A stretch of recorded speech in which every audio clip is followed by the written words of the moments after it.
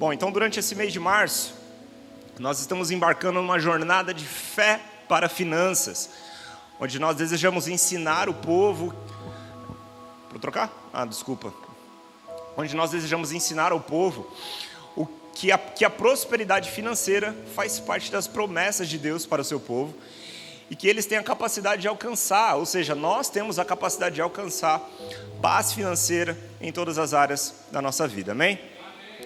Então, juntamente com isso, nós estamos lançando um curso chamado Desenrola Crente. É um curso completamente gratuito, que vai ser publicado nas redes sociais em breve, para você poder acessar. Esse curso, ele irá capacitar pessoas, por exemplo, como sair de dívidas, como planejar o seu orçamento mensal para que você possa cuidar de todas as suas demandas financeiras, fazer investimentos, enfim.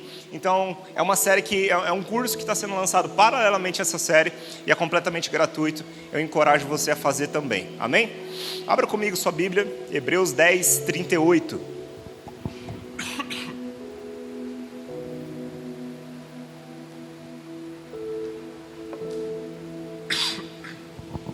Hebreus no capítulo 10, versículo 38.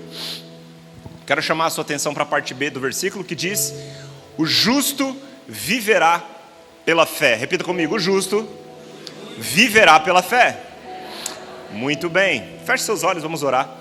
Pai, obrigado pela sua palavra, que é lâmpada para os nossos pés, que é luz para os nossos caminhos. E nessa noite nós oramos que, pelo poder do seu Santo Espírito, o Senhor ilumine ela para nós. Que nós venhamos a ter um encontro, Senhor, não apenas com uma informação que atinge o nosso cognitivo, mas como uma palavra viva e eficaz como ela é. Uma espada de dois gumes tão cortante a ponto de dividir o que é juntas e medulas, o que é da alma e o que é do espírito, que nos fortalece espiritualmente. Então nós oramos, Senhor, nos dê sabedoria, nos dê discernimento e a sua capacitação para termos a revelação dessa mensagem. Em nome de Jesus, quem crê diz amém. Eu amo esse versículo porque ele sempre nos faz lembrar que a fé não é apenas um elemento soteriológico. Ou seja, a fé não é apenas o meio pelo qual fomos salvos em Cristo Jesus. A fé é e deve ser o estilo de vida de todo aquele que crê em Cristo. Amém? A fé deve tocar as minhas decisões. A fé deve tocar a forma como eu reflito acerca da minha vida em todas as áreas, inclusive na área financeira. Amém? Está comigo até aqui?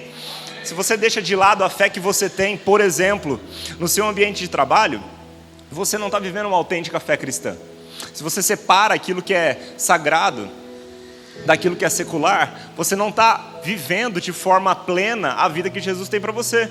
Porque nós fomos santificados por Cristo Jesus, então a nossa vida, por ser santa, deve impactar de forma santa todas as áreas e todas as esferas que a gente toca. Faz sentido? Então, se você deixa de lado a fé que você tem quando você pensa, por exemplo, também no seu relacionamento conjugal, na sua família, ou no seu relacionamento de namoro, talvez, você também não está vivendo uma autêntica fé cristã. Se você deixa de lado a fé que você tem quando você pensa em como administrar os seus recursos, você também não está vivendo uma autêntica fé cristã. Então, se a fé que dizemos ter serve apenas para o nosso domingo, das 7 da noite às 10 da noite, quão miserável é a vida que nós estamos vivendo. Afinal de contas, a nossa fé em Cristo Jesus, ela deve impactar cada segundo do nosso dia, cada fragmento, cada célula do nosso corpo. Jesus nos convida a segui-lo enquanto vivemos pela fé, com os olhos fixos no autor e consumador da nossa fé, amém? Agora é fato que quando nós falamos sobre dinheiro, muitas pessoas associam diretamente algum mau testemunho que talvez já tenha presenciado ou já ouvido falar em alguma igreja ou da parte de algum pastor. Então, eu sei que existe uma certa resistência e esse assunto se torna um pouco complicado em muitos contextos por causa dos maus exemplos. E sim, de fato, existem igrejas, existem pastores que nada mais são do que abusadores, estelionatários da fé. Eu digo isso, irmãos, não apenas pelo que eu escuto falar de alguém que falou de alguém, mas de pessoas que muitas vezes estão convivendo dentro de um contexto absolutamente tóxico a respeito da fé. Existem pessoas que abusam, líderes religiosos, que abusam, extorquem as pessoas pela fé delas, que vendem vendem a fé das pessoas, né, ou compram, né, a fé das pessoas. Enfim, eu já vi e já ouvi falar. Os mais diversos tipos de discrepâncias, testemunhos de pessoas que vivem em ambientes de fato completamente hostis a respeito disso, onde na maioria das vezes pessoas muito simples e sem instrução são abusadas financeiramente. Existem lugares que, se você nunca ouviu falar, graças a Deus por isso, mas existem lugares que vendem terreno no céu. Parece até um pouco engraçado, né, para não dizer trágico. Mas existem lugares onde as pessoas estão vendendo os mais diversos tipos de objetos, com a promessa de que esse objeto vai fazer aquilo que o sangue de Jesus não fez por nós, sabe? Óbvio que não falam disso diretamente, mas é como se fosse. Como, por exemplo, a caneta da prosperidade. Você ouviu falar disso? Se você compra ela e você assina o cheque com ela, sua vida na área financeira muda. É difícil, é lamentável, é triste ouvir relatos como esse. Mas ao mesmo tempo, eu quero fundamentar com você a importância da gente entender que a deturpação não aniquila o fundamento. Não é porque existem pessoas que deturpam princípios que os princípios deixam de existir. Assim como também não é porque existem pastores que diluem a graça de Deus, que não existe uma graça verdadeira de Deus, uma graça genuína de Deus. Você está comigo até aqui? Então eu oro para que você, que talvez tenha qualquer tipo de preconceito, por causa de testemunhar ou ter ouvido o testemunho de algum mau exemplo nessa área, deixa de lado isso. Porque esse preconceito vai te impedir de receber o que é o fundamento verdadeiro da palavra a respeito disso. E esse assunto ele é tão falado na Bíblia, irmãos. Ele é tão falado na Bíblia porque Deus sabe o lugar que o dinheiro pode ocupar no coração de um homem. Não à toa, quando Jesus ele se refere ao dinheiro em determinado momento, ele diz que ninguém pode servir a dois senhores. É o único momento que você vê Jesus se referindo a um outro senhor, porque ele sabe o espaço que o dinheiro pode roubar no coração de um homem. E eu quero te encorajar, inclusive, a você anotar aí, para depois você assistir um episódio Destronando o Dinheiro da série Ídolos, que foi ministrado no ano passado aqui. Escuta, ouça essa mensagem, eu tenho certeza que vai te edificar demais. Amém? Muito bem. Então, durante esse mês a gente vai abordar muitas coisas importantes, mas quando a gente fala sobre uma fé bíblica para as finanças, nós precisamos começar pelas primícias. Então o título dessa noite, pela primeira vez nós vamos dar profundidade a essa temática aqui na igreja. O título dessa noite é Desmistificando o Dízimo. Eu quero fundamentar com você aqui princípios, propósitos e promessas a respeito do dízimo. E eu creio que nessa noite nós caminharemos um nível maior de revelação acerca disso. Então a gente vai caminhar para responder questões que permeiam a vida de muitos, como por exemplo, por que eu devo dizimar? Dízimo não é coisa da lei de Moisés? Se eu não dizimar, eu vou para o inferno? Qual é o modelo de partilha da nova aliança? Eu oro que seu coração esteja aberto, eu não tenho a intenção de esgotar o assunto aqui, né? Mas eu creio que os fundamentos vão ser importantes para que a gente tenha uma boa base, para entendermos e caminharmos num novo nível de revelação acerca disso, amém?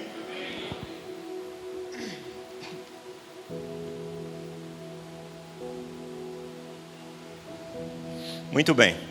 Bom, um pouquinho de etimologia e primeira menção dessa palavra. A palavra dízimo, ela vem do hebraico e significa a 10ª parte. Nós vemos a primeira menção em Gênesis, no capítulo 14, versículo 20, quando Abraão volta com os despojos da guerra, ele dá o dízimo de tudo a Melquisedeque, que é também uma imagem, uma prefiguração do Cristo, amém?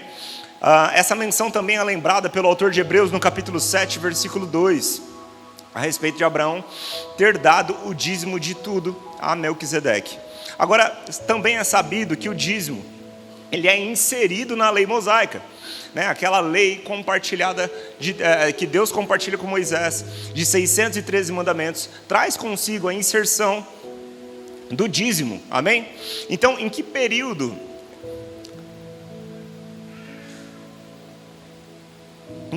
da história isso acontece? É importante a gente entender um pouco dessa cronologia bíblica, de uma forma bem simplificada, só para que a gente também possa desmistificar algo aqui que muitas vezes é levantado para questionar a validade do dízimo na nova aliança. Abraão, né, nós falamos aqui sobre a primeira menção do dízimo acontecer com Abraão, lá na antiga aliança, quando ele dá o dízimo de tudo a Melquisedeque. Abraão é pai de Isaac, ok? Isaac, pai de Jacó. Jacó, que é pai de José. Aqui nós falamos já de 4 gerações, ok? Sabemos também que José ali, que é rei do Egito, né, naquele dado momento, ele é levantado por Deus, enfim. E quando a gente fala do Egito, a gente precisa também lembrar do cativeiro do povo, que foi escravizado no Egito, durante ali 430 anos, ok? Quando a gente fala de Moisés, nós estamos falando do libertador, daquele que Deus levanta para libertar o povo da escravidão do Egito. Então nós estamos falando sobre séculos de diferença, de Abraão a Moisés. Está comigo até aqui? Então, o dízimo, ele não surge na lei, ele é inserido na lei, ele foi sistematizado na lei, e não teve origem na lei. Tudo bem? Eu vou chamar alguém para me ajudar a ler a Bíblia aqui. Mas toda vez que eu for tomar água, você pode olhar para a sua Bíblia e ler mais um pouco junto comigo aí. Amém? Então vamos lá. Existem séculos de diferença entre a primeira menção do dízimo e a inserção dele na lei mosaica. Ok? Muito bem. Pastor, eu não dou o dízimo porque dízimo é coisa de lei. E a questão é que o dízimo não é coisa de lei. O dízimo é coisa da Bíblia. Amém? É muito mais do que um mandamento da lei mosaica. É um princípio bíblico que antecede a lei. Agora, nós sabemos também que Cristo Jesus, ele vem e cumpre a lei de Moisés. Jesus Cristo, ele não vem para aniquilar toda a lei. Jesus Cristo, ele vem para cumprir a lei. Hoje nós não estamos sem lei, nós estamos debaixo da lei de Cristo Jesus. A lei, ela teve o seu papel, que era ser o nosso tutor até Cristo Jesus. A lei, ela foi dada para guardar o povo, para conduzir o povo, para mostrar o povo também a necessidade de um Salvador. A lei não tinha a capacidade e o papel de justificar o homem diante de Deus, mas ela teve a sua importância. E eu falo sobre isso porque Paulo fala aos romanos que a lei é boa. E é importante a gente se lembrar sobre isso, porque tem muitos pregadores que falam da lei quase que como se fosse o diabo que tivesse dado a lei. Não foi o diabo que deu a lei. Deus deu a lei para preservar o povo, conduzir o povo, proteger o povo até a vinda do Cristo. A lei tinha o seu propósito e esse propósito se cumpre quando Cristo Jesus, do alto da cruz do Calvário, diz em alto e bom tom: está consumado. Amém? Mas olha que interessante, a gente precisa entender que quando a gente faz um paralelo da lei mosaica para a lei de Cristo, que é a qual estamos submetidos hoje, existem revogações, existem continuidades e existem ajustes, tudo bem? Revogações, continuidades e ajustes. Está comigo até aqui? Vou dar um exemplo.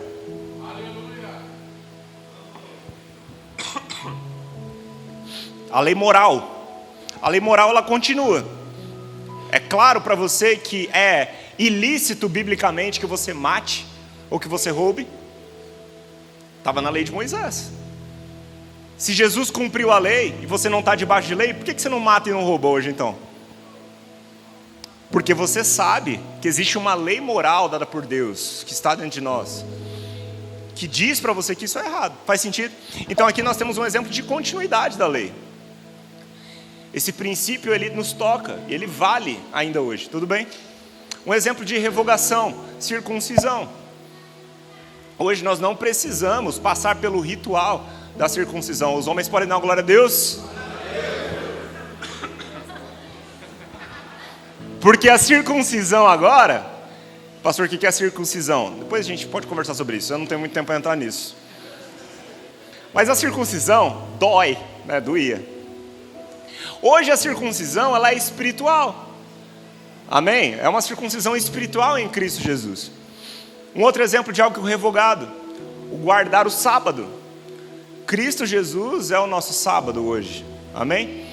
Agora, quando a gente olha para o dízimo, a gente vê um ajuste. E eu quero chamar a sua atenção para isso, abrindo sua Bíblia comigo, lá em Mateus 23, 23. Aleluia. Mateus 23, 23.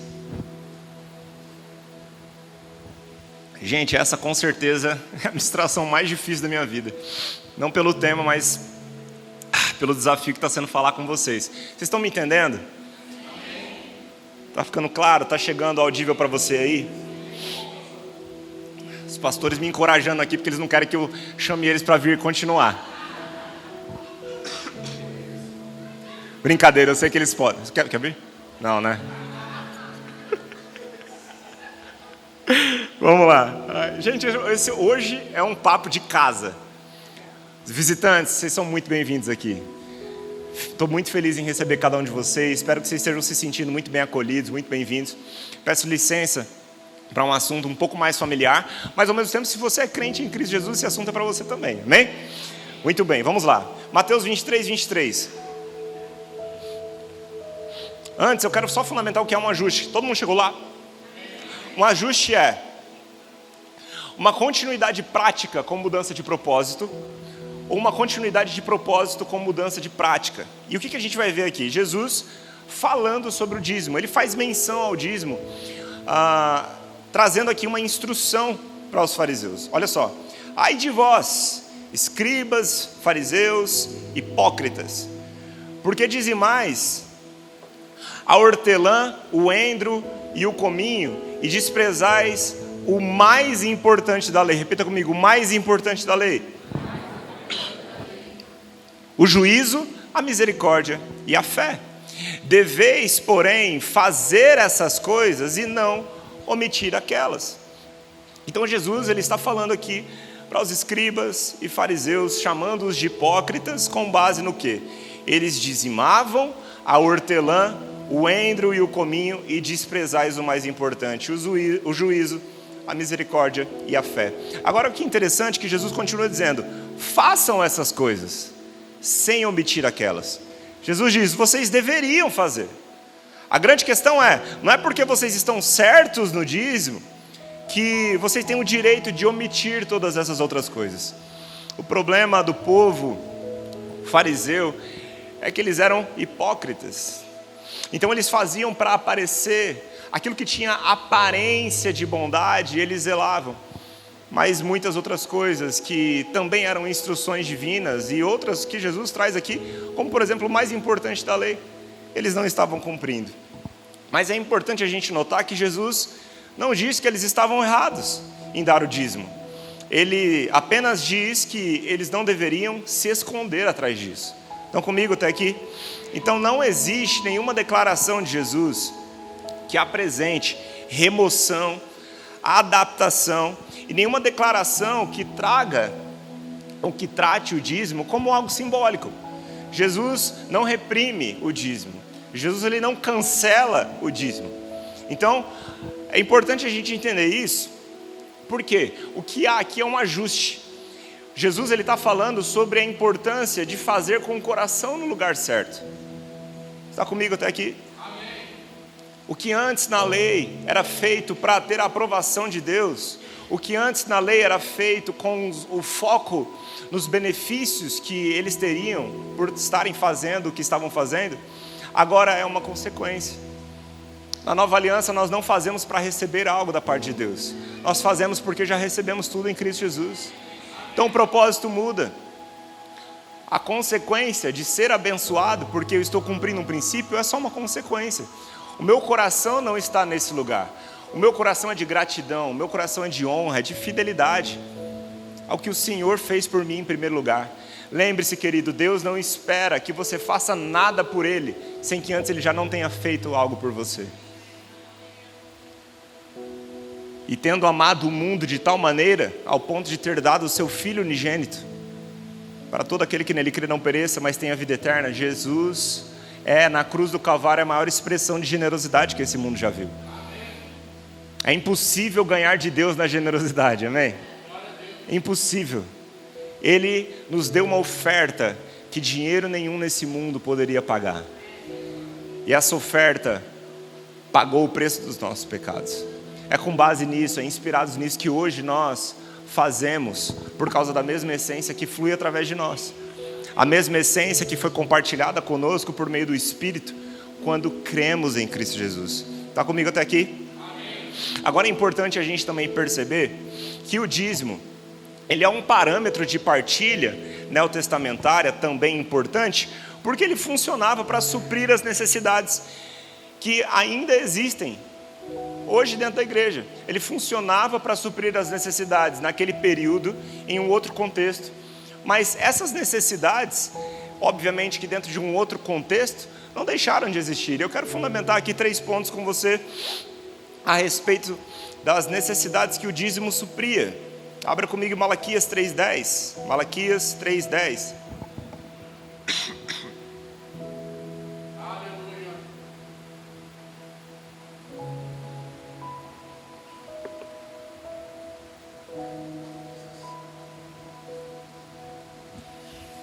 Malaquias 3:10 diz assim: tragam todos os seus dízimos aos depósitos do templo, para que haja provisão em minha casa. Aqui a gente vê um motivo, ou uma necessidade que o dízimo naquele contexto supria, que era o quê? A manutenção do templo. A entrega do dízimo ao Senhor não era jogar dinheiro para o céu, ou jogar alimento para o céu, para que o Senhor pegasse. A instrução era trazer o dízimo ao templo, para que haja mantimento na minha casa. Sabemos que como igreja nós somos a casa de Deus. A casa de Deus, ela não é feita hoje por pedras, por tijolos. A casa de Deus é um templo vivo. Isso é a igreja de Jesus. Mas hoje a casa onde a igreja se reúne tem necessidades também. Você concorda comigo? O aluguel dessa casa, a conta de água, de luz, IPTU, nessa casa, quem é que paga? Somos nós. Então essa necessidade continua existindo. Não à toa Paulo faz, já no tempo da igreja, tantos apelos, especialmente aos irmãos de Corinto, para encorajá-los a respeito da contribuição e da generosidade. Número 2, suprimento aos necessitados. Deuteronômio 14:29 fala sobre isso. Eu não tenho tempo de ler tudo com você, mas faça suas anotações aí para que você abra comigo depois, quer dizer, abra sozinho depois e possa provar aquilo que está sendo dito, amém? Então, naquele contexto, a Bíblia diz aqui, eu vou ler só esse trecho com você. Entreguem os dízimos aos levitas, que não receberão porção alguma de terra como herança entre vocês, e também aos estrangeiros que vivem entre vocês, e aos órfãos e às viúvas de suas cidades, para que eles comam até se saciarem. O outro microfone ainda está por aí? Está com a Bíblia? Ok, fica esperto aí. Nós como igreja nessa casa, nós damos apoio aos necessitados. Nós temos uma frente chamada United Social aqui, que cuida para poder prover suprimento de necessidades para os irmãos da nossa casa que têm alguma necessidade de alimento, de roupa, por exemplo, e as mais diversas necessidades que tocam a área financeira. Nós temos um formulário que está no grupo da membresia da igreja, onde você que passa por algum tipo de necessidade, você pode preencher esse formulário, para que você possa sinalizar a sua necessidade para essa casa, para que então a gente possa promover um suprimento dela para a sua casa, amém? Então isso existe, isso flui dentro da igreja através dessa frente, que também toca o meio que estamos inseridos aqui. De 2023 para cá, no final de 2023 para cá, que foi quando nós inauguramos o nosso U-Reach, que é o departamento de evangelismo, que tem também essa frente social dentro. Nós entregamos cerca de 200 quilos de alimento, nós entregamos 300 peças de roupa. Então, nós temos isso como parte do nosso DNA. Isso faz parte, essa mesma necessidade que existia lá, existe hoje ainda. Então, essa distribuição para poder suprir necessidades dos necessitados, ela é real ainda hoje. Você concorda comigo? Nessa casa, na igreja de Jesus, deveria ser o último lugar onde alguém passa fome, onde alguém fica sozinho. Mas da mesma forma como existiam estratégias bíblicas, que Paulo instrui, por exemplo, as igrejas a respeito de uma sistematização dessa distribuição para as viúvas, para os órfãos, por exemplo, assim também nós temos. Então eu quero te lembrar disso. Igreja, nós temos um formulário. Se você souber de alguém que está passando necessidade, preencha esse formulário para essa pessoa. Sinalize a liderança, porque nós não queremos ninguém passando necessidade dentro da nossa casa. E nós também fomos chamados para mudar essa realidade nesse lugar, nesse bairro.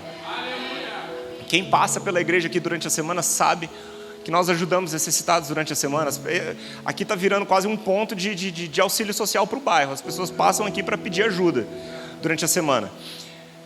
Nem sempre temos para poder ajudar todos, mas é algo que faz parte da nossa essência, do nosso DNA, e nós queremos crescer ainda mais nessa obra social, nesse lugar, amém? Então, você concorda comigo que essa necessidade, ela é real ainda hoje? Amém. Muito bem. Terceiro ponto, sustento sacerdotal. Naquela época, assim como eu já li o versículo aqui, em Deuteronômio, a lei ela é instituída, né, dentro do exílio, né, da época do período do exílio. Então, do fim da escravidão, né, da condução do povo à terra de Canaã. E depois, quando eles chegam à terra prometida, haveria ali uma distribuição de terras. Isso está onde eu li aqui em Deuteronômio 14. Só que acontece, existia uma tribo que seria então responsável pelo templo.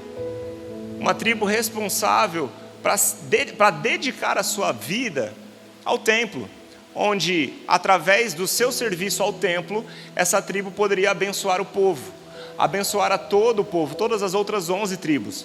Essa tribo era a tribo de Levi. E como é que eles tinham o sustento? Pode ler comigo? Números 18, 21. Números 18, 21.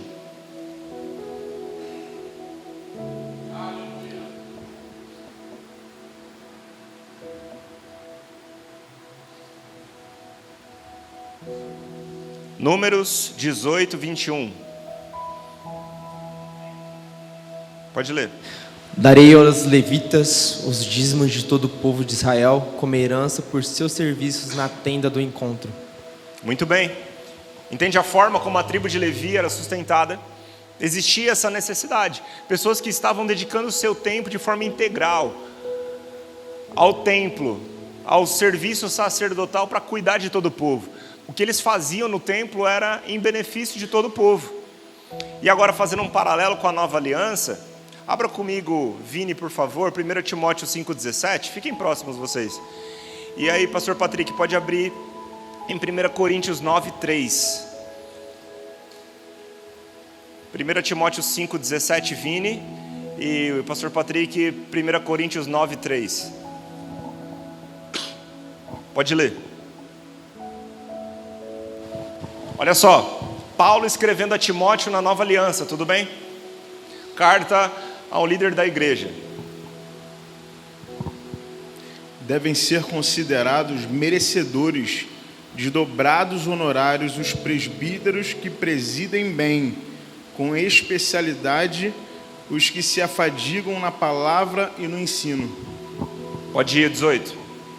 Pois a Escritura declara: não amordaçais o boi quando pisa o trigo, E ainda, o trabalhador é digno do seu salário. Muito bem. Pode ler, pastor. 1 Coríntios 9:3. Essa é a minha resposta aos que questionam minha autoridade. Acaso não temos o direito de receber comida e bebida por nosso trabalho? Não temos o direito de levar conosco uma esposa crente, como fazem os outros apóstolos e como fazem os irmãos do Senhor e Pedro? Pode ir até o 11. Ou será que só Bernabé e eu precisamos trabalhar para nos sustentarmos? Que soldado precisa pagar pelas próprias despesas? Que agricultor planta uma videira e não tem direito de comer de seus frutos? Que pastor que cuida de um rebanho e não tem permissão de tomar de seu leite? Será que expresso apenas uma opinião humana ou a lei diz o mesmo? Pois está escrito na lei de Moisés: não amordaçem o boi para impedir que ele coma enquanto trilha os cereais. Deus estava pensando apenas nos bois quando disse isso? Será que na verdade não estava se referindo a nós? Sim, essas palavras foram escritas a nosso respeito, e portanto quem ara e quem trilha o cereal deve ter a esperança de receber uma parte da colheita. Se plantamos sementes espirituais entre vocês, não temos direito a uma colheita material?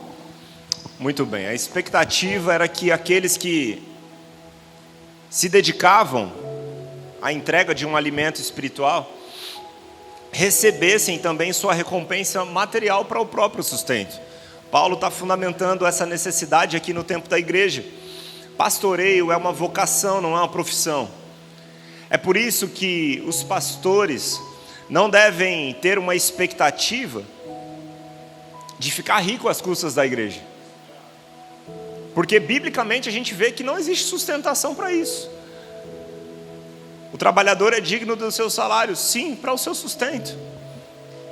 É por isso que nós, na Igreja United, inclusive encorajamos todos os pastores a também terem outro meio, outra fonte de renda. E eu quero entrar um pouquinho mais nisso, eu quero investir um pouquinho mais de tempo nisso, porque eu, como pastor dessa casa, entendo que é saudável a prestação de contas para a igreja. Essa é uma conversa de família, tudo bem? É saudável essa prestação de contas para a igreja. Só declara que pastor não trabalha quem não sabe o que é ser pastor. Pastor faz velório, faz aniversário, casamento, expulsa demônio, discipula, tem que estudar para a palavra, cuida da obra na igreja, cuida da própria família, tem que ter seu tempo com Deus e tem um outro trabalho, tudo no mesmo dia. É árduo, o ministério é trabalho, meu irmão. Se você tem olhos para um ministério como algo que você almeja, Paulo diz que você almeja algo nobre, mas ele não diz que você não vai ter pouco trabalho, não. As nossas maiores inspirações, inclusive, tiveram momentos, atravessaram por períodos de necessidade e morreram numa cruz. Olha só que maravilhoso esse chamado para você. Você tem que estar disposto, de fato, a renunciar coisas, a renunciar, abdicar de boa parte da sua vida, enquanto você entrega o seu tempo à obra do Senhor. Poucos são chamados mesmo para isso. Eu sei que muitas vezes é bonito você olhar para quem está ministrando no palco, ao ponto de você admirar e querer, talvez um dia, você ocupar essa responsabilidade também. É nobre. Mas é importante que você entenda que isso aqui, meu irmão, é 5% do que é uma vida pastoral. Pouquíssimas pessoas sabem o sofrimento que existe por trás. Pouquíssimas pessoas sabem as lágrimas que existem por detrás disso.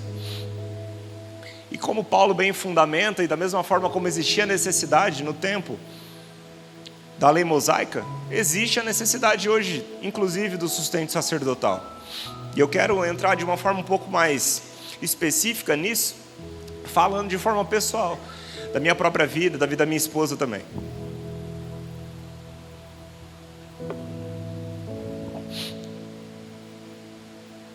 Você que faz parte dessa família local, é importante que você saiba como o seu pastor se sustenta, amém?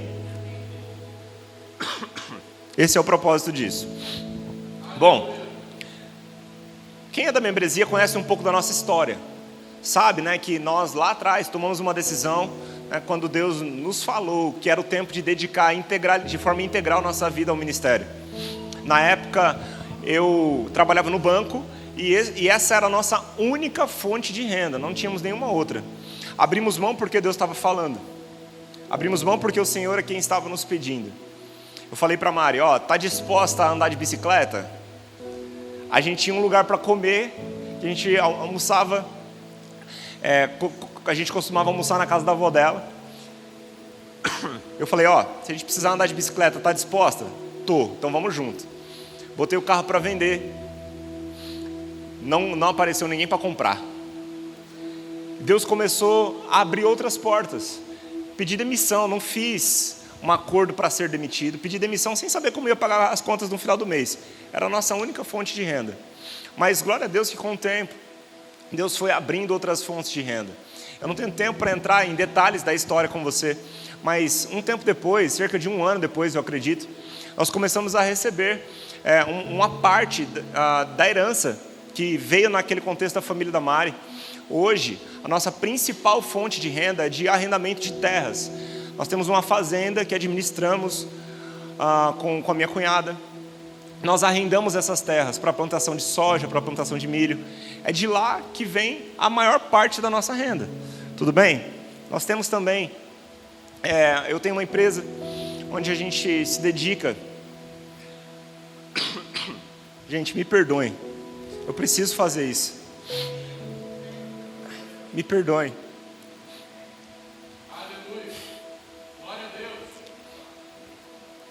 Visitantes, me perdoem. Então, esse é um dia muito atípico na minha vida, inclusive. Mas eu preciso fazer isso.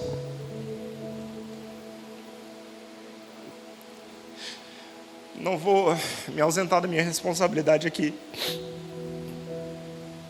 Vamos lá.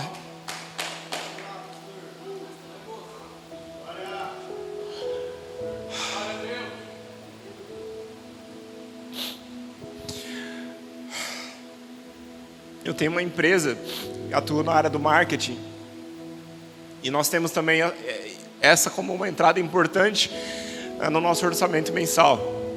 Nós temos também nosso apartamento que nós compramos quando casamos, lá em Campo Grande, que hoje é uma fonte de renda importante para a gente poder pagar parte do aluguel daqui também. Agora, independente da vida pessoal de qualquer pastor, eu falo da minha vida pessoal aqui com o intuito de ser muito transparente com a igreja. Agora, independente da vida pessoal de qualquer pastor, independente se ele tem meios de se sustentar sem ter nenhum tipo de apoio sacerdotal, esse apoio é bíblico. Esse apoio é bíblico. Paulo defende isso. E essa necessidade existe em meio à igreja de Jesus. Você está comigo até aqui? Amém. Ano passado, em meados de 2023, a apóstola Hannah, que é fundadora do ministério junto com o apóstolo e que faz frente ao cuidado da diretoria financeira do ministério, ela falou comigo: pastor, a igreja precisa auxiliar vocês financeiramente. E sem que antes eu colocasse qualquer objeção, porque eu entendo o princípio, é bíblico, eu não vou ir contra a Bíblia. Ela falou para mim: e se você não recebe, você está impedindo que a igreja cumpra um princípio bíblico com a sua família. E se você se contraria a isso, você está impedindo a igreja de desfrutar das bênçãos que há nisso. E em meados de 2023, nós começamos pela primeira vez. Depois, no ano passado, faziam 5 anos que nós tínhamos tomado essa decisão de dedicar a integralidade da nossa vida ao ministério. Nós começamos a receber uma ajuda de custo, no valor de R$ 1.500. Fez muita diferença, embora seja uma pequena parte, estou sendo muito honesto com vocês, embora seja uma pequena parte da nossa renda mensal. Foi importante, a gente conseguia custear uma pessoa para poder cuidar da nossa filha durante 3 dias na semana, para que a gente pudesse ter mais tempo para se dedicar à obra do Senhor. No final do ano, em 2023, o comitê financeiro do campus, e cada campus tem um comitê financeiro. O comitê financeiro do campus, em reunião com a diretoria financeira do ministério, decidiu aumentar essa prebenta, né, esse apoio de R$ 1.500 para R$ 2.300. Esse é o nosso apoio hoje, e que é muito importante para nós, porque eu consigo hoje pagar a escola da minha filha, consigo pagar um plano de saúde dela, por exemplo, com esse recurso. Você sabe que o custo de vida em São Paulo é muito alto, e glória a Deus que nunca faltou nada na nossa casa. E nós temos honrado aquilo que nós temos recebido do Senhor. Mas eu te falar uma coisa, mesmo se nós devolvêssemos 10% disso à igreja, ou 100% disso da igreja, esse princípio continua valendo. É muito constrangedor para mim falar sobre isso, sabe? Eu me sinto constrangido, estou sendo muito honesto. Mas o meu constrangimento não está acima da honra que eu tenho com os princípios da palavra. Eu preciso ensinar isso para a igreja, porque se eu não ensino isso para a igreja, quem é que vai ensinar isso para a igreja? Eu não espero, eu como pai da minha filha, por exemplo, eu preciso ensinar a honra para ela. Eu não devo esperar que a tia da escola ensine ela algo que eu tenho que ensinar. Então, eu não tenho problema em falar sobre isso. Nós, a Igreja United, fazemos questão de ter muita transparência com os recursos na Igreja do Senhor, porque é sagrado, porque é santo, porque tem muito propósito. Amém? E eu sei também que, no futuro, uma igreja que entende isso, vai também, inclusive, semear dessa forma, vai tocar a vida dos futuros pastores dessa igreja. Vocês sabem que eu e minha esposa estamos aqui numa obra de plantação, e que no futuro outras pessoas vão liderar essa obra aqui, e esse princípio de generosidade vai continuar fluindo nessa casa, porque isso faz parte de um dos nossos pilares. Se você é membro dessa casa, você sabe que nós somos generosidade. Isso é um dos pilares na Igreja United, amém? Agora, é importante a gente lembrar, o dízimo continua sendo um princípio, um parâmetro importante. Você entendeu aqui sobre a manutenção do templo, a necessidade da manutenção do templo, você entendeu sobre a necessidade da ajuda aos necessitados e do sustento sacerdotal. Isso faz parte, ok? Isso faz parte. E ele é um parâmetro importante para a partilha neotestamentária. Paulo vai fundamentar isso em suas cartas, e eu quero aqui extrair biblicamente para você 4 pilares pelo qual a partilha neotestamentária deve caminhar. Primeiro, vamos lá, abram comigo por favor aqui, 2 Coríntios 9:11, Vini. Gabriel, pode abrir 1 Coríntios 16:1, vai ler 1 e 2. Você consegue abrir na NVT ou na NVI, por favor, Vini? Pastor Patrick, 2 Coríntios 8:7. Preciso de mais uma pessoa. Mari, você pode ler? 2 Coríntios 9:7.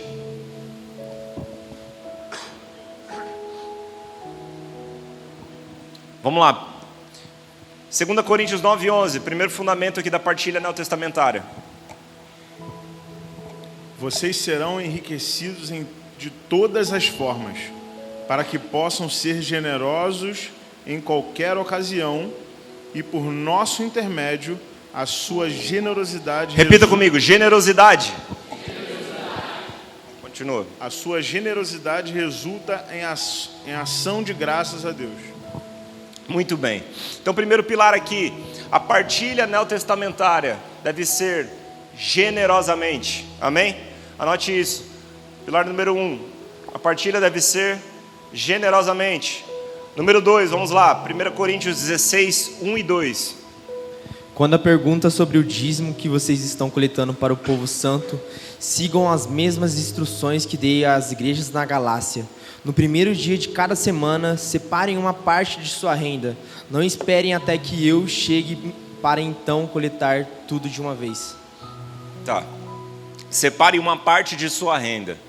Na minha NVI diz o seguinte: separe uma quantia de acordo com a sua renda. Quantos da sua Bíblia diz isso?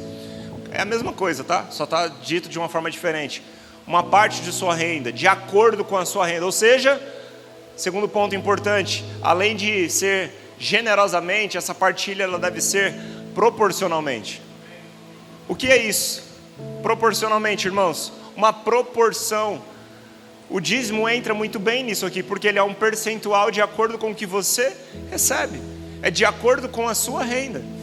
Você concorda comigo que não seria proporcional uma pessoa que recebe R$1.000 ofertar, dizimar 100, e uma pessoa que recebe R$100.000 por mês ofertar R$100 também?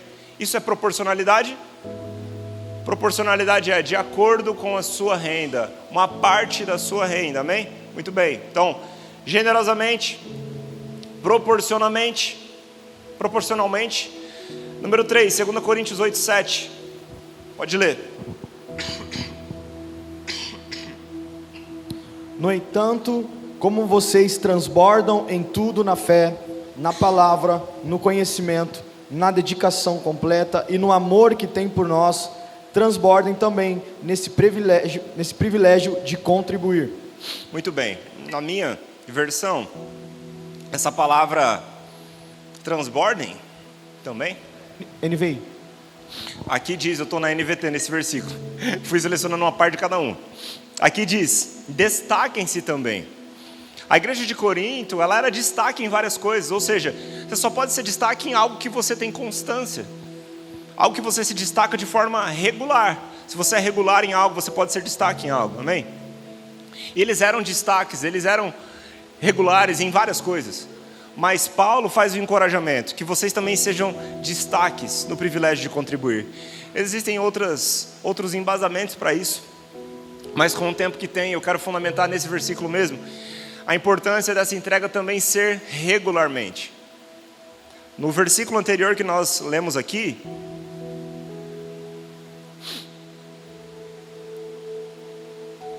em 1 Coríntios 16:1, versículo 2 diz, no primeiro dia da semana. Ou seja, primeiro dia da semana tem toda semana, amém? Está comigo até aqui? Primeiro dia da semana tem toda semana. Tem que ser regular, tem que ser generosamente, tem que ser proporcionalmente e tem que ser regularmente. Agora número 4, para a gente fechar, 2 Coríntios 9:7. Cada um dê conforme determinou em seu coração, não com pesar ou por obrigação, pois Deus ama quem dá com alegria. Muito bem, aqui eu quero fundamentar algumas coisas com você. Primeiro, não é uma obrigação. A gente vai fundamentar isso um pouco mais a fundo à frente, mas eu quero apenas trazer à luz algo que Paulo escreve no final desse trecho. Deus ama quem dá com alegria.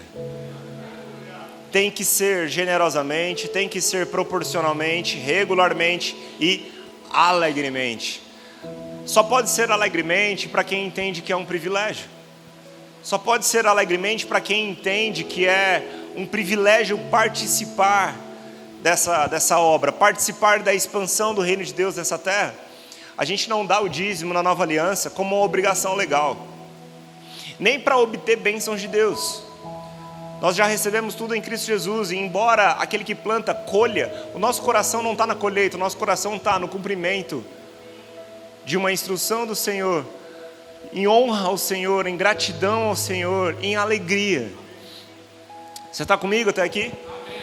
Então, expressando gratidão a Ele, você pode entender que esse é um privilégio, contribuir com o avanço do reino de Deus nesse mundo. Agora, importante também fundamentar o que o dízimo não é.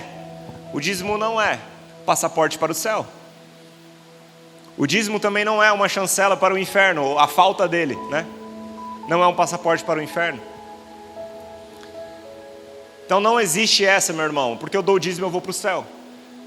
O fato de você estar numa igreja não garante um lugar no céu. O fato de você ocupar um lugar numa cadeira não te garante um lugar na eternidade. Nós somos salvos única e exclusivamente pela graça, mediante a fé em Cristo Jesus. Isso não vem de nós, é dom de Deus, para que ninguém venha se orgulhar. Ok? Meu e o seu dízimo, a minha e a sua oferta ao Senhor, não compra aquilo que Jesus pagou com o precioso sangue dele. Está comigo até aqui? Então, agora, existem pessoas que usam isso como um amuleto, ou como uma desculpa para não dizimar. Ah, se eu não vou para o inferno, então está tudo bem eu não dizimar. Esse é um ponto importante você refletir. Se você entende ou conclui que você está livre de ser generoso, porque você não vai para o inferno se você não contribuir, eu te questiono e te convido a refletir. Quem é o seu Senhor? Porque se você entregou a sua vida a Jesus, o seu bolso também é dele. Se a sua vida é de Jesus, você não tem problema quando ele toca no seu bolso.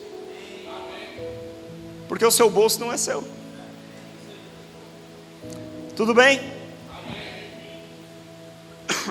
Pessoas que caminham nisso, nessa vida de evitar consequências, não entenderam o que é o Evangelho. O Evangelho não é sobre você fazer algo ou deixar de fazer algo que vai te evitar consequências. O Evangelho é uma inspiração divina para a gente viver à luz da vida de Cristo Jesus. Isso nos promove, meu irmão, uma alegria incomparável. Então não é se eu tenho que fazer eu faço, se eu não tenho que fazer eu não faço. O dízimo na Bíblia de fato não é obrigação, mas ele é um convite de Deus para partilha. A questão é como você, como um filho de Deus, atende a um convite do seu Pai. Se você tem Jesus como um Senhor, aquilo que Ele te pede, aquilo que Ele te inspira a fazer é como se fosse uma obrigação, embora não seja. A inspiração é tamanha que quando você vê o seu mestre te inspirando a fazer algo, aquilo é quase como uma obrigação para você. Está comigo até aqui? Pastor, como é que é nessa igreja? Aqui, meu irmão, você não é mais ou menos importante porque você dá ou não dá dízimo. Porque não é assim para Jesus. Você é o que é para Ele pelo que Jesus fez para você. Você é o que é para Deus pelo que Jesus fez por você. Amém? Não temos nenhum tipo de controle de quem dizima, quem não dizima. Embora tenham igrejas que façam isso, né? Em outras denominações a gente entende que não convém, não é da nossa responsabilidade saber quem dizima e quem não dizima. Porque é uma prestação de contas ao Senhor. É algo que você faz entre você e Deus, não é um pagamento de um boleto. E eu me lembro de um dia, na época eu trabalhava no banco, isso foi há muitos anos atrás, eu acho que há uns 7 ou 8 anos atrás. Na época, nós estávamos, se eu não me engano, nos organizando para casar, alguma coisa assim, tinha muitas contas. Eu me lembro que era uma época, quem aqui não tem muita conta? Todo mundo tem muita conta. Você não tem boleto para pagar, tem uma coisa errada. Estava com muita conta naquele momento, e eu me lembro de alguns meses eu negligenciar a primícia. Deixa eu te falar uma coisa, a primícia é a primeira parte. Dízimo não é sobra, dízimo é primícia. E eu me lembro que quando o meu salário caía, eu pagava tudo que dava, e no final eu até dava o dízimo, mas eu dava o dízimo por último. E eu me lembro que chegou um mês, olha, eu nunca esqueço desse dia, cara. Chegou um momento do ofertório na igreja, e era o dia que eu tinha recebido o salário. Eu falei, era o dia de entregar o dízimo. E eu me lembro que eu estava passando por um momento que eu tinha pago todas as contas, e eu ia entregar o dízimo com o limite da conta. Eu ia usar o cheque especial para entregar o dízimo naquele dia. E eu me lembro que no momento que eu pensei nisso, o Espírito Santo, de uma forma muito especial, amorosa, falou no meu coração assim: você não está pagando um boleto. Se for para você entregar uma oferta para a minha casa, para a igreja, um que sobra, é melhor você não entregar nada. Naquele dia eu não entreguei o dízimo. Deixa eu te falar uma coisa, não veio uma enfermidade sobre mim porque eu não entreguei o dízimo. Sabe o que aconteceu comigo? Nada. Mas eu deixei de ser abençoado por deixar de caminhar num princípio. Não que eu deixei de ser abençoado por Deus, porque eu já sou abençoado em Cristo, mas caminhar debaixo de um princípio te promove uma colheita. É impossível você plantar e não colher. É impossível isso acontecer. Mas daquele dia em diante a minha mentalidade sobre isso mudou. É a primeira parte. assim como era nas instruções do Senhor para o seu povo. Tudo bem? Você está comigo até aqui? Agora, uma coisa interessante, eu já estou caminhando para o final, tá? Eu sei que hoje a palavra está bem menos dinâmica, eu estou com muita dificuldade aqui, mas a gente já está caminhando para o final, eu espero que você esteja recebendo algo, tá? O modelo neotestamentário, quando a gente olha para Atos no capítulo 2, é compartilhar tudo. Talvez você olhe e fale, pastor, eu não dizimo porque dízimo é da lei, embora a gente já tenha fundamentado isso aqui, né?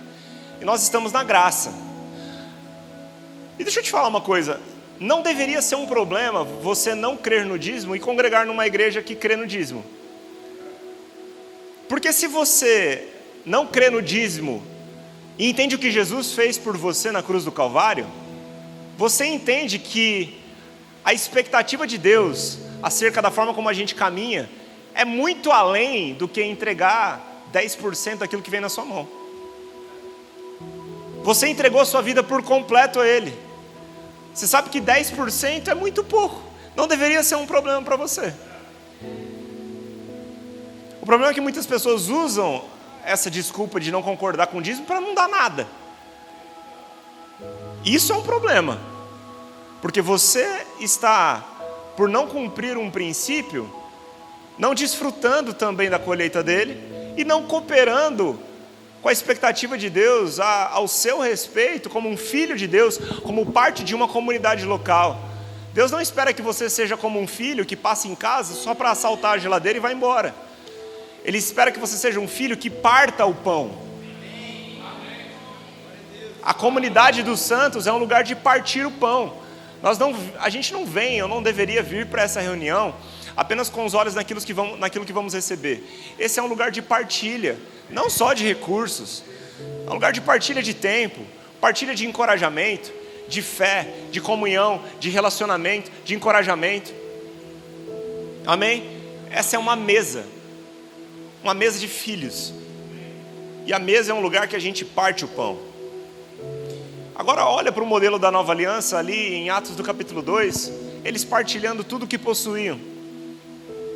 Agora que eles estavam livres de lei, por que não era um problema para eles darem 10%?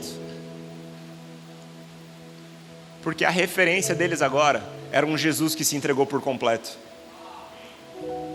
Eu não dou 10% para pagar uma conta, eu entrego ao Senhor a minha vida por completo. Se Deus não pode tocar no seu bolso, significa que lá mora um outro Senhor.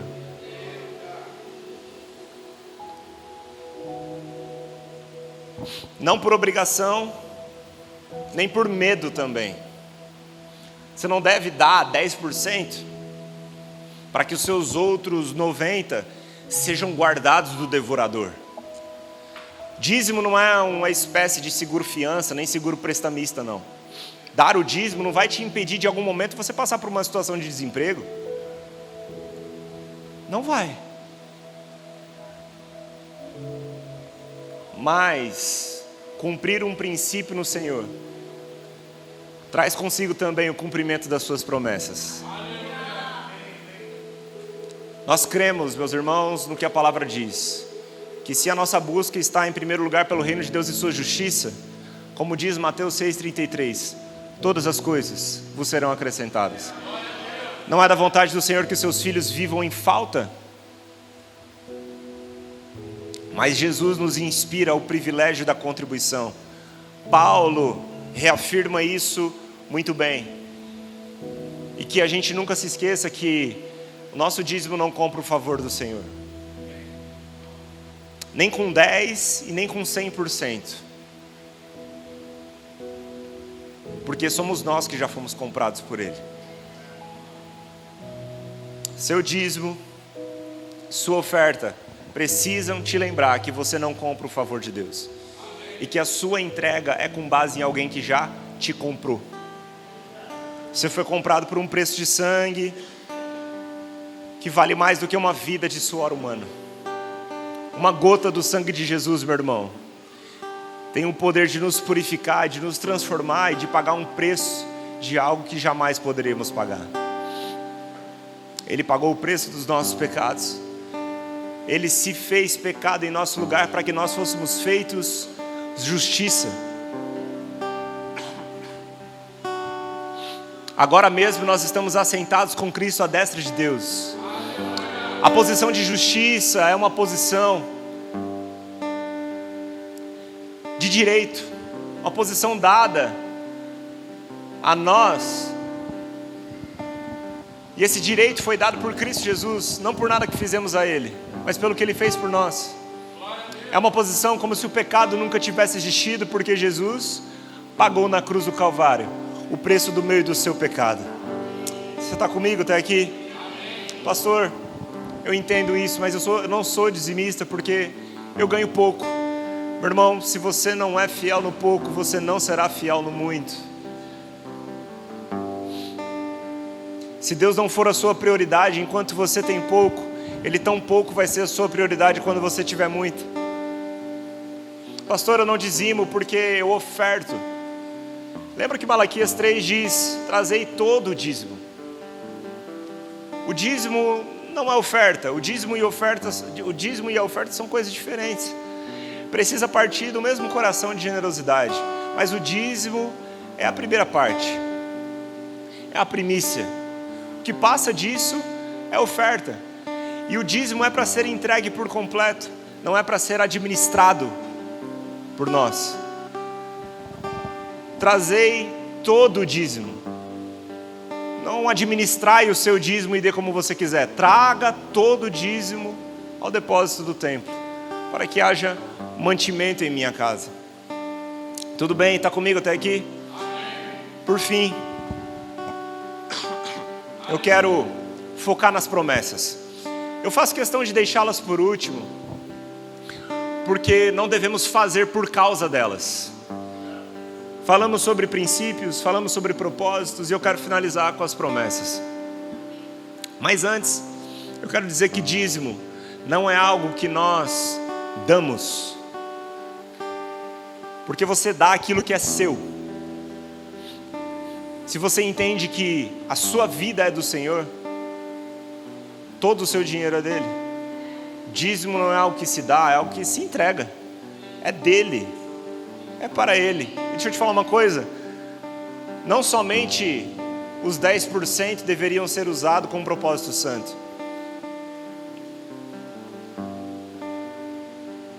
Todos os nossos recursos e toda a nossa vida deve ser usado com um propósito santo. Seja a santidade do propósito de alimentar a sua família, seja a santidade do propósito de ser generoso além dos 10%, seja na comunidade local, seja na vida dos nossos irmãos. Todo o nosso dinheiro é sagrado, mas o dízimo é uma boa base, ele é um ponto de partida para nós, e é impossível você caminhar nesse princípio e não ser abençoado. Eu nunca vi alguém dizendo: pastor, comecei a ser dizimista, minha vida começou a ser uma desgraça. Eu nunca ouvi isso. E creio que nunca vou ouvir de alguém que está com o coração no lugar certo. Isso é importante. O coração no lugar certo. Amém? Finalizando Malaquias 3, no capítulo 3, versículo 10, a Bíblia diz: depois de trazer a instrução de dar o dízimo, de trazer o dízimo ao depósito do templo, a Bíblia diz o seguinte: ponham-me à prova, diz o Senhor dos Exércitos. Talvez você está aqui, assim como eu, um dia. Eu me lembro desse dia também. Eu trabalhava numa confecção que naquele momento era a confecção dos meus pais. Eu comecei a trabalhar, era um momento que eu estava numa transição na minha vida. Eu jogava futebol, né? Meu desejo era ser jogador de futebol. E aí eu entendi que era o momento de parar. Tinha conhecido a minha esposa, cadê ela? Tinha conhecido a minha esposa, você lembra? Você não lembra quando a gente se conheceu? Tá tudo bem, brincadeira. Ela não prestou atenção na pergunta, foi isso. Eu não posso perder a piada. Tinha conhecido a minha esposa, estava numa transição da minha vida. Desculpa, gente, casou comigo, vai ter que passar vergonha, não tem jeito. Me conhece. Olha só. Estava numa transição na minha carreira, voltei a falar com você. Linda, te amo. Estava numa transição na minha carreira, falei pela 10ª vez. Estava numa transição na minha carreira. E eu estava trabalhando com os meus pais, eu tinha parado de jogar futebol, conheci essa mulher. E aí eu comecei a estudar na faculdade. E cara, comecei a namorar. Você não vai pedir dinheiro pro seu pai para sair com a namorada, ou vai? Hein, homens?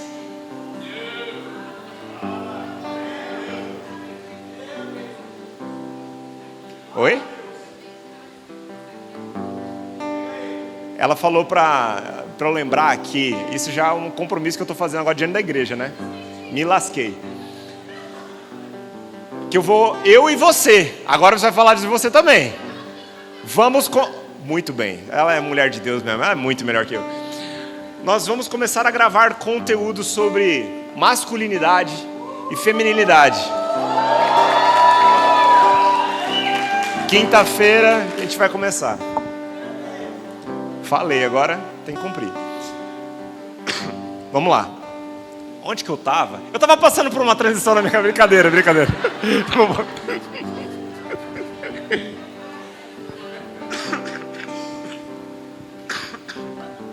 Meu Deus. Preciso terminar logo, estou esticando. Ai, Jesus, me ajuda. E aí, o que aconteceu? Eu comecei a trabalhar.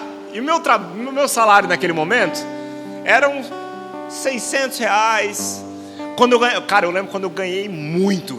Tipo assim, rachei de ganhar dinheiro aquele mês, foram R$1.200. Eu me lembro. Falei, caraca, passei dos 1.000. Mas era mais ou menos 600, 700, às vezes 900. Aí quando era muito, 1.000 e pouco. E eu me lembro, né, falando sobre o pouco aqui. Lembra onde que eu estava, né? Falando sobre o pouco. E eu me lembro de ter visto essa passagem. Fazei prova de mim. Nosso coração não deve estar num lugar de pensar que Deus não cumpre aquilo que Ele prometeu. Porque Ele não é homem para que minta, nem filho do homem para que se arrependa. Mas Deus fala, faça prova de mim, se você tem dúvidas sobre isso. E eu me lembro que, entendendo esse princípio, com o meu coração alinhado, eu entreguei meu dízimo. Deve ter sido uns R$60 naquela época. No mês seguinte, eu fui contratado no banco para ganhar, sei lá, pelo menos 3 vezes mais. Naquele momento, eu estava num momento da minha vida em que aquele era o meu pouco. Talvez o seu pouco seja muito mais do que R$600 ou R$700, ou seja muito menos do que isso. Mas talvez você olhe para a sua vida e fala, é pouco. E eu olho para a palavra e falo, faça a prova. Faça a prova. E verás, e agora a gente entra na promessa, se Ele não abrirá as comportas do céu e derramará sobre vocês tantas bênçãos que nem terão onde guardá-las. Agora, que isso não nos faça inverter o propósito. A promessa não pode roubar o lugar do propósito. A consequência é ter o seu celeiro cheio. Agora, para que ter o celeiro cheio? 2 Coríntios 9,6, Paulo fala, lembre-se, aquele que semeia pouco, também colherá pouco. E aquele que semeia com fartura, também colherá fartamente. Aqui é o princípio da semeadura e da colheita. Agora olha o que ele fala. Aqui a gente já leu o versículo 7, eu vou passar para o 8 agora. E Deus é poderoso para fazer que lhe seja acrescentada toda a graça, para que em todas as coisas, olha só, para que em todas as coisas, olha o propósito do seu celeiro cheio, em todas as coisas, repita comigo, em todas as coisas, em todo o tempo, repita, tendo tudo o que é necessário, vocês transbordem em toda boa obra. Glória a Deus. A promessa, ela nunca para em mim. Assim como Deus semeia Jesus em nosso favor, e a colheita somos nós, ao nosso Senhor, aquilo que nós semeamos e colhemos não para em nós. Faça a prova do Senhor e verá se Ele não encherá o seu celeiro. E esse celeiro cheio é para quê? Em todo tempo, tendo tudo o que é necessário. Pastor, mas não vai faltar dinheiro para eu pagar uma conta? Se as prioridades forem alinhadas, meu irmão, tendo tudo, em todo tempo, tudo o que é necessário, não vai faltar o que é necessário. Mateus 6,33 também nos afirma: buscai primeiramente o reino de Deus e sua justiça, e todas as coisas vos serão acrescentadas. Tudo que você precisa, o Senhor vai te acrescentar. E tendo tudo o que é necessário, vocês transbordem em toda boa obra. Glória a Deus. Deus não está interessado em dinheiro. Ele é o dono do ouro e da prata. Deus quer o nosso coração. Se Deus tem o meu coração, Ele tem tudo o que há em mim. E sabe de uma coisa? Isso precisa nos fazer refletir acerca do propósito dessa vida, sabe? Essa vida é muito curta para a gente investir somente naquilo que a gente pode ter. Esse tempo vai passar, meu irmão, e é tão rápido. Mas importa que a nossa vida toque, e aquilo que transborda de nós toque algo que é eterno. Enquanto você participa da obra do Senhor com a sua vida e também com os seus recursos, você está semeando em algo que toca a eternidade. Nós estamos juntando tesouros para o céu, enquanto cooperamos com a expansão do reino de Deus aqui nessa terra. E ainda que a gente não conquiste tudo que essa terra nos ofereça, que a gente ofereça a nossa vida àquele que se ofereceu por nós. Só assim a nossa vida faz sentido, só assim a consciência de propósito é bem difundida no nosso coração. Assim como Paulo escreve em Atos, da seguinte forma: minha vida não vale coisa alguma para mim, a menos que eu a use para completar a minha carreira e a missão que me foi confiada pelo Senhor, dar testemunho das boas novas da graça de Deus.